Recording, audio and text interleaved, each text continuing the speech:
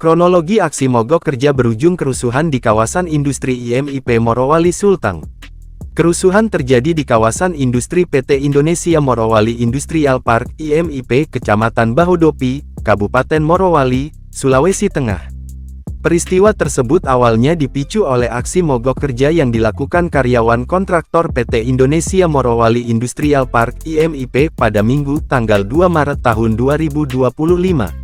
Demonstrasi tersebut kemudian berujung anarkis. Massa kemudian semakin beringas dan melakukan aksi pemukulan di sejumlah pintu masuk kawasan industri dan mengakibatkan security atau petugas keamanan luka-luka. Sejumlah mobil patroli IMIP juga dibakar, bahkan polisi diserang. Mereka memanfaatkan situasi di lokasi yang ricuh. Kami menyesalkan tindakan sejumlah oknum karyawan kontraktor yang memanfaatkan situasi ricuh dengan melakukan tindakan pencurian aset perusahaan seperti AC, besi dan kabel tembaga, kata Head of Media Relations Departemen PT IMIP Dedi Kurniawan saat dikonfirmasi via WhatsApp, Minggu, tanggal 2 Maret tahun 2025. Kendati demikian, saat ini, lanjut Dedi, situasi di kawasan industri PT Indonesia Morowali Industrial Park (IMIP) sudah berangsur kondusif dan tenang.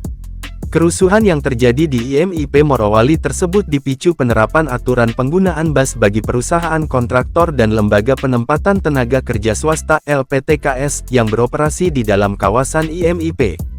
PT IMIP mengharuskan perusahaan kontraktor lokal untuk menggunakan bus untuk memuat buruh. Dedi menjelaskan anggota polisi di lokasi juga ikut diserang dalam kerusuhan tersebut.